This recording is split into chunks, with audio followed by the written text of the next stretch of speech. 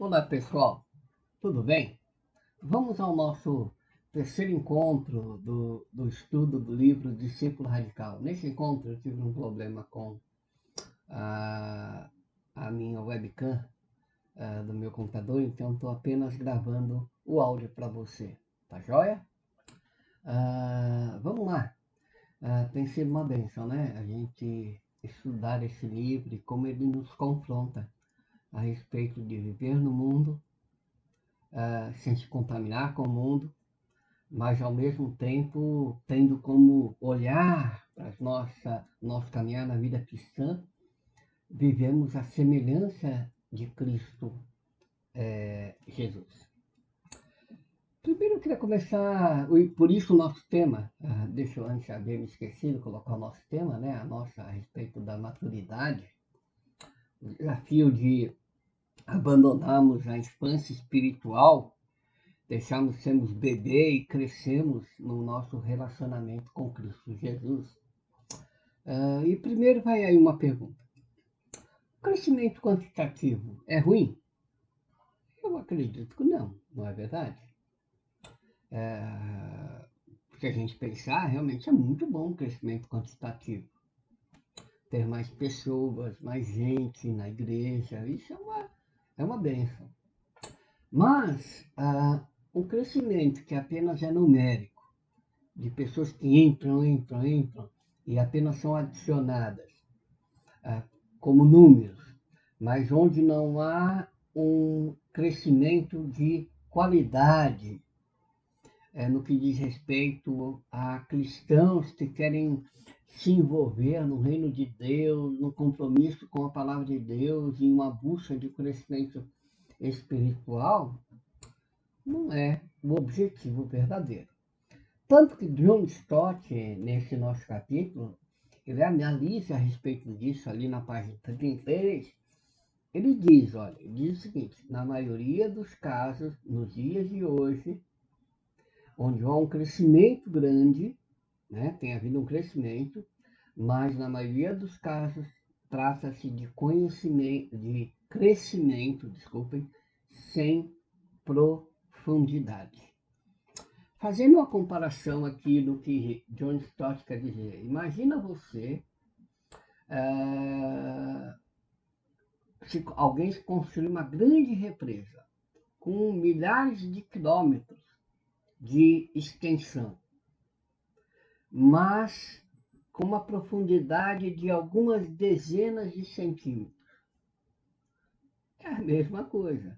Você pode ter muitos quilômetros quadrados, mas apenas uma profundidade muito pequena. Não adianta nada um lago tão grande. Em pouco tempo ele vai perder o seu conteúdo, né? E não vai servir para, por exemplo, saciar a sede de uma população tão alta, né? Aí John Stott, diante disso, ele lança uma pergunta: como que a gente pode lidar, então, diante desse quadro? O quadro de crescimento quantitativo, mas muitas vezes sem um crescimento qualitativo. Tá? John Stott, ele diz que a gente tem que ter um compromisso com uma responsabilidade dupla, né? Ele diz que a maturidade em Cristo é o alvo tanto para nós quanto para o nosso serviço no reino de Deus. Isso é, eu, enquanto indivíduo, Marco, eu tenho que crescer espiritualmente no meu relacionamento com Deus. Mas também o meu serviço, isso é, o meu envolvimento nas coisas do reino de Deus, seja na igreja, seja em qualquer outro lugar onde eu possa servir, ele também tem que crescer. Tem que haver um crescimento igual um para o outro. Tá? Ele continua, inclusive, dizendo que, baseado no pensamento do apóstolo Paulo, ele procura destacar passos simples, mas consistentes, que podem nos sustentar no caminho da maturidade espiritual. gerando um discipulado radicado no que? Na confiança e obediência a Cristo. Vamos refletir um pouquinho e entender um pouquinho o que a palavra de Deus e o texto que John Stott fala como sendo o texto básico, se encontra em Colossenses 1, de 28 a 29. Eu vou ler o texto diz assim: Nós o proclamamos, advertindo e ensinando a cada um com toda sabedoria, a fim de que apresentemos todo homem perfeito em Cristo. E aí Paulo continua dizendo: para isso me esforço, lutando conforme a sua força que atua poderosamente em mim. A palavra grega peleios, do verso 28, que na nossa versão, na NVI, é traduzida como perfeito, John Stott ele indica que esse adjetivo grego seria melhor traduzido como termo qual? Maduro. Sendo assim, a preocupação de Paulo com aqueles crentes ali em Colossenses e a preocupação a nós, que também somos os endereçados desta carta e de toda a palavra de Deus, não somente aqueles daquele período, mas a nós também como servos de Deus, é o quê? A mesma preocupação é que todos nós sejamos maduros em Cristo Jesus, isto é, a gente não pode ser eternos bebês espirituais. Não. O desafio é que o nosso relacionamento com Cristo, o nosso serviço no reino, vai levando a um crescimento, uma maturidade espiritual. E vamos crescendo passo a passo. Levando em consideração que existem diferentes tipos de maturidade, né? Física, maturidade intelectual, emocional e outras maturidades, maturidade sentimental e outras, tantas outras. A qual maturidade Paulo está se referindo aqui? Como ele usa a expressão em Cristo, isso nos ajuda a entender de que a maturidade que ele está se referindo aqui, essa é a maturidade do quê? Do nosso relacionamento com Cristo Jesus. Tá? E como que essa expressão em Cristo nos ajuda a definir a natureza e o alvo desta maturidade? Como o fato de sabermos que ele usa a palavra Cristo, como nos ajuda a, como que eu posso dizer, a nos mover a essa maturidade? Qual é o nosso objetivo? Segundo, outra coisa que John Stott comenta aqui nesse capítulo, e você sabe, eu estou dando apenas uma geral para ajudar você, né, na leitura e talvez já ir na leitura com os olhos mais especificamente em alguns pontos, ou diante daquilo que você já até leu, você continuar trabalhando nesse sentido. John Stott continua dizendo que um dos grandes desafios enfrentados pelo cristianismo atual tem a ver com o quê? Com os muitos cristos que são oferecidos nas religiões comerciais do mundo. Quantos modelos de Cristo, de falsos cristos, são oferecidos a nós, né? É interessante, John Stott comenta na página 36, esses cristos que são oferecidos, falsos, são distorcidos, são apenas caricaturas do Jesus autêntico. Aí vai uma pergunta para você pensar para o nosso estudo. Como a nossa visão sobre Cristo, sendo correta ou distorcida, pode influenciar nossa busca pela maturidade cristã? Eu vou repetir.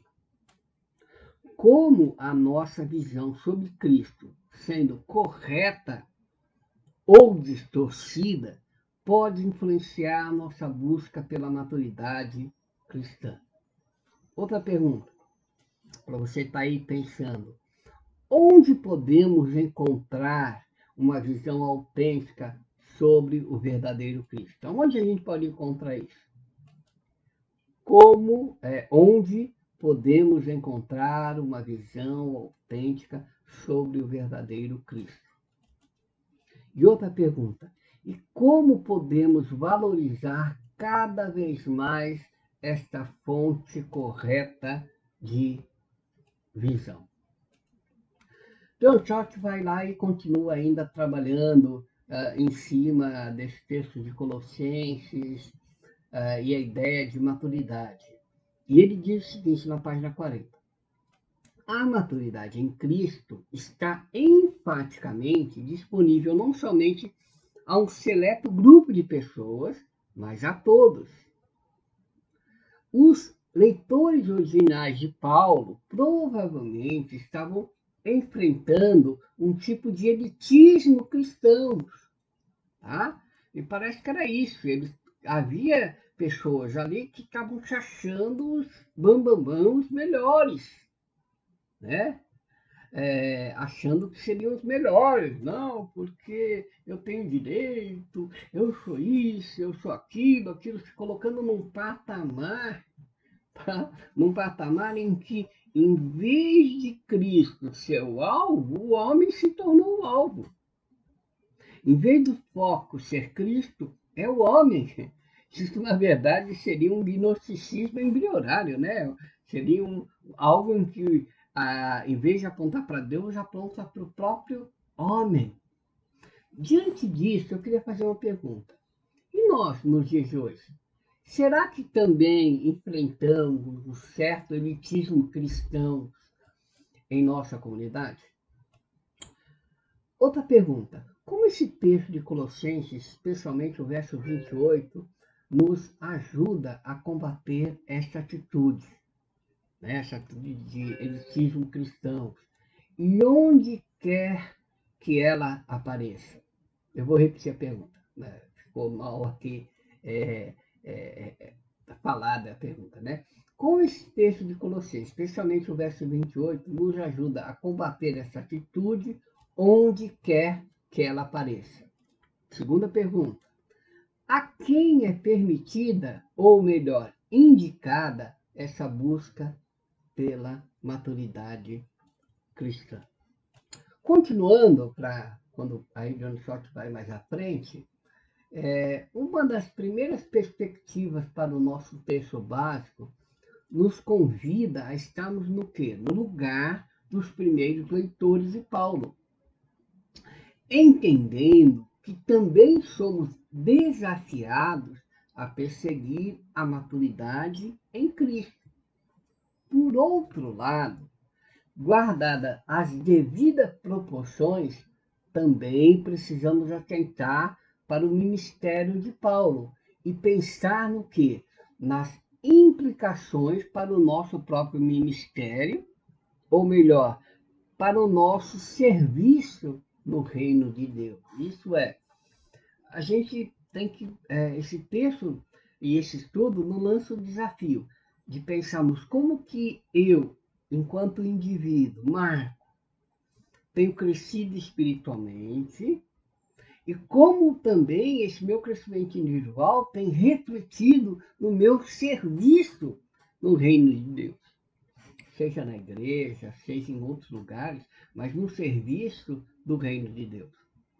Como que eu tenho? Eu tenho crescido espiritualmente e esse mesmo crescimento espiritual tem refletido na minha vida de ação como discípulo de Jesus no serviço cristão, na implantação do reino de Deus no mundo. Isso também porque é muito fácil. Eu tenho crescido, mas eu vivo lá fechado, escondido, não exerço a minha fé no dia a dia, né? Por isso que o apóstolo Paulo, no verso 28, parte B, ele trabalha para apresentar todo homem perfeito, isso é, maduro em Cristo. Interessante que depois do verso 29, nós encontramos dois verbos que no original grego deixam transparecer como Paulo realizava o trabalho. Esses verbos expressam metáforas que implicam no quê? Num empenho físico, né? Paulo, vou ler de novo aqui o texto. Olha o que ele diz no verso 29. Para isso eu me esforço, quer dizer, há um esforço, lutando conforme a sua força que atua poderosamente em mim. Percebam que o verbo que Paulo usa é um verbo que dá a ideia até de um empenho físico, né? Uh, é interessante, John Stott até comenta isso, ele comenta dizendo que o primeiro é usado para quê? Um trabalhador rural, e o segundo é a ideia, né? O primeiro que é o esforço, né? Que o trabalhador rural tinha que ter muito esforço para fazer as coisas, e o segundo para o competidor nos jogos gregos, que é da luta grega, né? O que podemos aprender aqui, queridos, para encerrar, como o apóstolo Paulo, com o apóstolo Paulo, sobre o necessário equilíbrio entre esforço pessoal e a dependência de Deus? O que a gente pode aprender aqui? Qual é o esforço pessoal e dependência de Deus que temos que ter nesse nosso crescimento espiritual? Qual é a nossa parte nesse processo? E qual é a parte de Deus nesse processo? Como essas duas dimensões têm expressado o seu serviço no reino de Deus? Como que essas duas dimensões, isso é, o meu esforço e a dependência de Deus, têm se expressado no meu serviço no reino de Deus? Por hoje é só. Semana que vem a gente vai para o nosso quarto encontro. Espero que você aproveite esse resumo, leia o livro e olha, semana que vem a gente está junto no nosso grupo caseiro para crescer no conhecimento do amor e da graça de Cristo Jesus. Até lá, um abraço e tenha um bom final de semana.